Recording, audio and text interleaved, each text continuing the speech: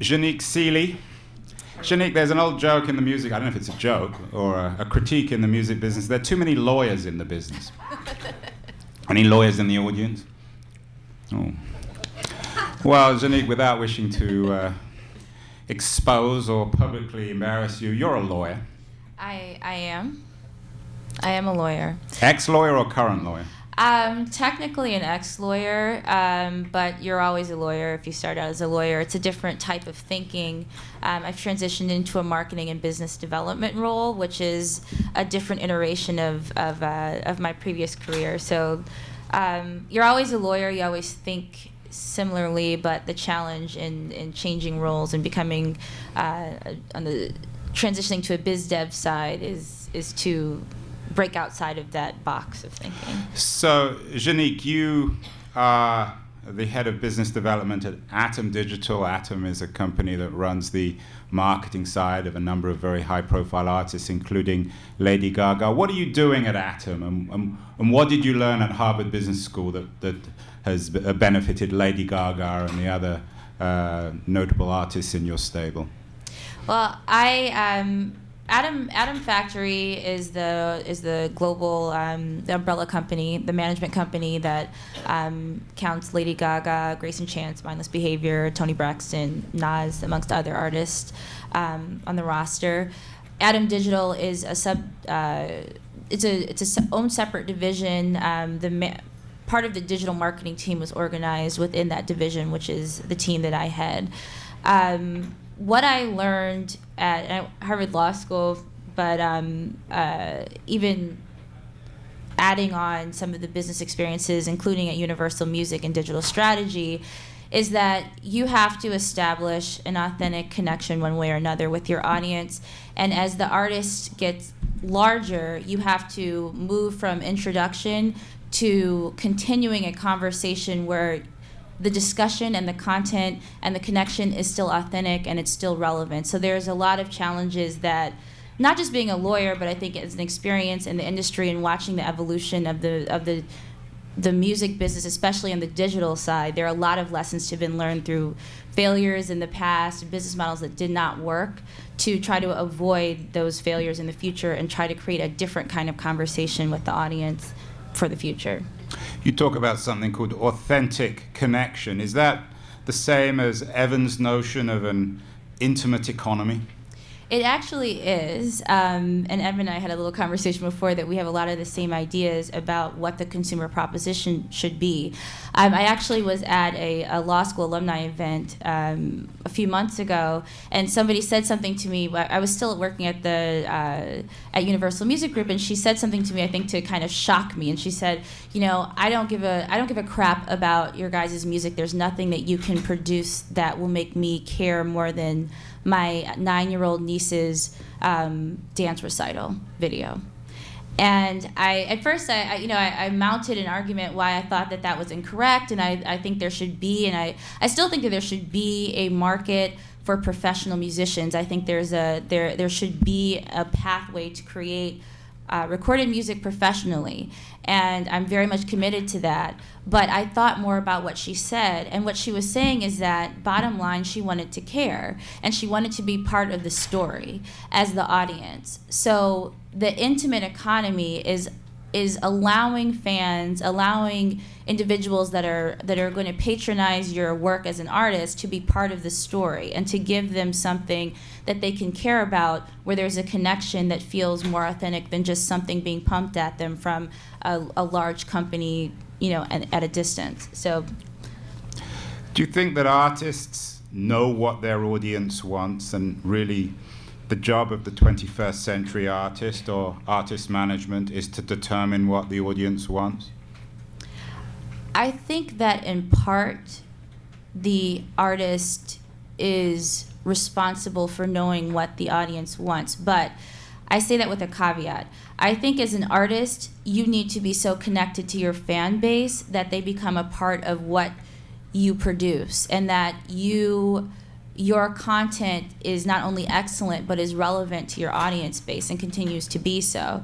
But also as an artist, your responsibility is to, on another part, not be a slave to the audience sentiment, because in some way you're responsible for pushing us forward in your thoughts and in your creativity, responsible for giving us something new that we haven't heard before. So in one part, the connection should be authentic, the connection should be direct, the content should be excellent, but you shouldn't be responsive to your audience and let that drive your creativity. What have you done at Atom Digital that shows that the music industry has a future, that the audience is still willing to pay for its music? We've built fan bases for several of our artists from almost nothing. We have a group, Mindless Behavior. We have an artist, Grace and Chance, who was a YouTube phenomenon. We manage, with Grace and Chance especially, that's just a quick example, he went from a viral video that was a cover of a Lady Gaga song to having, in his own right, established himself as a musician. He's selling out venues on tour with Cody Simpson. He's blown through over 100,000 copies of his first single. He has a genuine career, and it's based on leveraging conversation with an audience. People cared when they saw that first video, and it was a responsibility of marketing, and especially on the digital side, to amass that sentiment and continue to feed it so that the relationship was built and a strong and substantive base was created, and not just a flash in the pan experience and moment. What do you think that the music business has to teach the rest of the media business, journalism, newspapers, the movie business, the book business? What have you learned over the last few years since essentially the collapse of the traditional business that will make the broader media business healthier in the digital 21st century? I think that the music business, the overarching lesson, at least that I take away from my experience in the music business, is that there has to be an experiential layer to consumption of content and consumption of media. People have to have a substantive why that they can associate with themselves as to why they're coming to your property, why they're consuming your media, why they're consuming your product. It has to give them an opportunity to say something about themselves and an opportunity for self-expression. And I think the internet has opened up the gates to self-expression. It's part of almost a basic fundamental right for us now. We have our own platforms. We want to be able to express ourselves and really broadcast in and of ourselves who we are. And I think in media, the lesson from the music industry is that you have to continue to give people those opportunities even as you're serving them content that you've produced. In the experiential economy, is the internet still essentially a free marketing giveaway, and that the real money is to be made in live acts? I think in broad strokes, the answer would be a very tepid yes. Only tepid?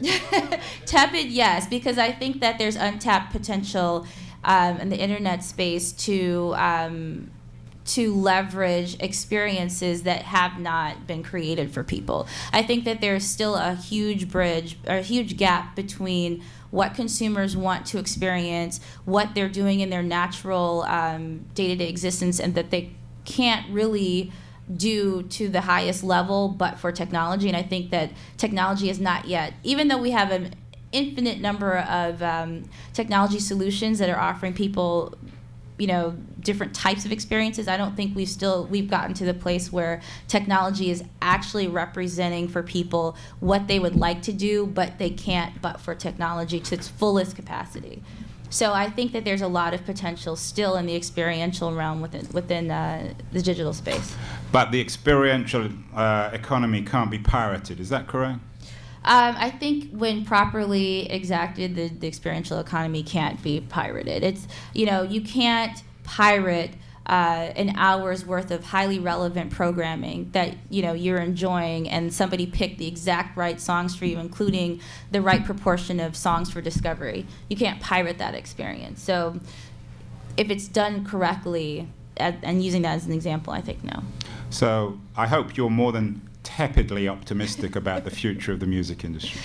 I am more than I have dedicated my career and life to the music industry, and I really do believe in having a professional realm for artists. I think it's really important for us as human beings and for us as a society to give people the platform to express themselves, especially in this way, and artistically and musically at the highest level. So just by virtue of my presence at Atom Digital, Atom Factory, and within the music industry, that's a very enthusiastic yes. I do feel. Yeah. Thank you, Jaunique, Sealey, for a very enthusiastic interview. Thank you. Thank you.